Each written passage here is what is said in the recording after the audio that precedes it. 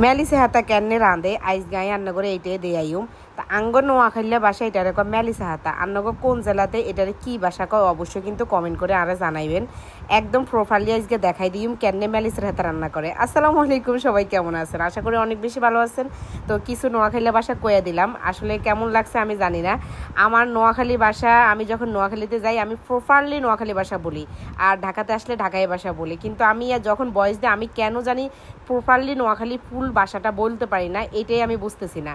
তো যাই হোক, প্রথমে আমি শাকগুলাকে সুন্দর করে কাটুকুটু করে শাকগুলাকে ওয়াশ করে নিয়েছি। তারপরে এখন আমি এখানে তেল দিয়ে দিয়েছি, মরিচ যেভাবে রান্না করে আর এভাবে মরিচ, পেঁয়াজ, তারপরে হলুদ, মরিচ সব কিছু সুন্দর করে সাজগোজ করে দিয়ে দিলাম। দিয়ে এখন এটাকে ভালো করে আমি কষাই নিলাম। আর অনেকে মনে করে এই শাকটা শুধু ভাজি করলে মজা, না, এটাকে আপনি ডাল দিয়ে, আলু দিয়ে রান্না করে, মাছ দিয়ে রান্না করে খেতেও কিন্তু অনেক মজা লাগে। এটা আসলে আমাদের নোয়াখালী ভাষায় কয়, আমরা কই মেলিসে হাতা। যাই হোক, আমরা শাকরে কই হাতা, এটা আমার নোয়াখালী ভাষায় আর কি। তারপরে এগুলারে যখন আমি ময় মশলা এগুলো একদম কষানো হয়ে গেছে, এটার সাথে আমি এখন আলুটা দিয়ে দিলাম, কারণ আলুটা সিদ্ধ হওয়াটা ইম্পর্টেন্ট। এক পাশে কিন্তু আমি বুটের ডাল সিদ্ধ হতে দিয়ে দিছি, কারণ বুটের ডালটা এটার সাথে সিদ্ধ হবে না, তাই আমি এক্সট্রা সব সময় আমি রান্না করার সময় আমি এই ডালটা আলাদা করে সিদ্ধ করি। এটা আমার আম্মু আমাকে শিখাইছে যে ডাল নাকি আলাদা সিদ্ধ করলে খুব দ্রুত সিদ্ধ হয়ে যায়, আর তরকারির সাথে নাকি হলুদ মরিচের সাথে দিলে নাকি বুটের ডালটা সিদ্ধ হয় না। এই জন্য আলাদা করে যখন দিই তখন নাকি এটা খুব সহজে সিদ্ধ হয়ে যায়, শুধু পানি দিয়ে দিলে হয়ে যায়, এটা নাকি একদম সহজে সিদ্ধ হয়ে যায়। আর এইখান দিয়ে আমি শাকটাকে সুন্দর করে কাটুকুটু করে নিয়েছি, এটাকে ওয়াশ করে নিয়েছি। এখন আমি বুটের ডালটাতে এমনিতেই সিদ্ধ হয়ে গেছে, তারপরে একটু পানি দিয়ে দিলাম, পানি দিয়ে এখন একটু বলক আসবে, মানে এটাকে একদম অ্যাডজাস্ট হতে দিব। আবার ফুল সিদ্ধ করি নাই, মানে একটু একটু মানে শক্ত রাখছি, পুরাটা যাতে একদম না গলে যায়। ডাল গলে গেলে তো আবার মজা থাকবে না, একদম ডাল ডাল হয়ে যাবে। বুটের ডালটা একটু আস্ত রাখতে হবে। এখন আমি দেখেন এটা কিন্তু একটু বলক চলে আসছে, আর আমি এখন এখানে শাকটা দিয়ে দিব। শাকটা দিয়ে ভালো করে এটার সাথে শাকটা মিক্স করে কষায় নিব। কষায় নিয়ে আমি এই রান্নাটা সম্পূর্ণ আমার আম্মুর কাছ থেকে শিখছি। আসলে আমি অনেক কিছু রান্না করতে পারতাম না, যেটা আমার আম্মুকে দেখে আমি শিখলাম।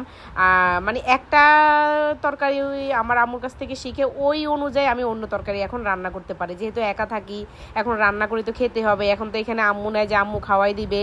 তারপরে এটাকে কষানো হয়ে গেছে, আর আমি অল্প একটু পানি দিয়েছি, ওই স্কিপ হয়ে গেছে ভিডিওটা। তারপরে রুই মাছ ভাজি করে আমি এখানে দিয়ে দিলাম, যখন কষানো দিয়েছি তখনই রুই মাছটা ভাজি করে দিয়ে তখন এটা বলক আসছে, আর পানি একটু মাখা মাখা হয়ে গেছে, আর উঠে নিয়ে আমি বাগার দিয়ে দিছি। বাগারটা দেওয়ার পরে এটার ভিতর থেকে এত সুন্দর একটা গ্রান বের হয়েছে, আমার যে মন চাইছে ওই গ্রানটাই খেয়ে ফেলে, এত মজা হয়েছে তরকারিটা। জাস্ট এরকম মানে এই আনকমন তরকারিগুলো খেতে কিন্তু অসাধারণ, এগুলো পুষ্টিকর, যেহেতু শাক মানে হলো পুষ্টি। এই শাকটা আমাদের নোয়াখালীতে এখানে সেখানে রাস্তার পাশে, ঘাটে, খেতে সব জায়গায় পাওয়া যায়, কিন্তু এটা ঢাকায় এসে আমি পাই না, শুধু বৃষ্টি হলে এটা উঠে। আর আজকে আমি করলা ভাজি করছিলাম, তো প্রথমে করলা দিয়ে টেস্ট করলাম, যেহেতু করলা ভাজিটা আমি একটু মশমশা করে করি, করলা দিয়ে আমি প্রথমে টেস্ট করে নিয়েছি, দেখতেছি না করলা দিয়ে খেতে অনেক মজা লাগতেছে। তারপরে শাকটা নিব, আর তারপরে এখন আমি শাকটা নিতেছি। আসলে সবাই হয়তো বলবেন যে আপু আপনাদের কি টেবিল নেয়, আপনারা এখানে মানে খাইতেছেন কেন? আসলে গরমের সময় তো গরমের সময় আমি টেবিলের উপরে যে ফ্যানটা ছিল আমাদের, ওই ফ্যানটা নষ্ট হয়ে গেছে, তা আমি খাটের উপরে খাই, কারণ গরমে দিয়ে তার ফ্যানের নিচে ছাড়া খাওয়া যায় না। তো ফ্যানটা হয়তো বা কাল পরশু দিয়ে আমরা ঠিক করে ফেলবো। তো যাই হোক, এখন আমি শাকটা নিয়ে নিছি, শাকটা দিয়ে টেস্ট করে এত মজা লাগছে ভাইরে ভাই। এইভাবে শাক রান্না করলে মনে হয় মাছ মাংস আর খেতে হবে না, মানে শাক দিয়ে আমার মনে হয় 3-4 প্লেট খাওয়া যাবে।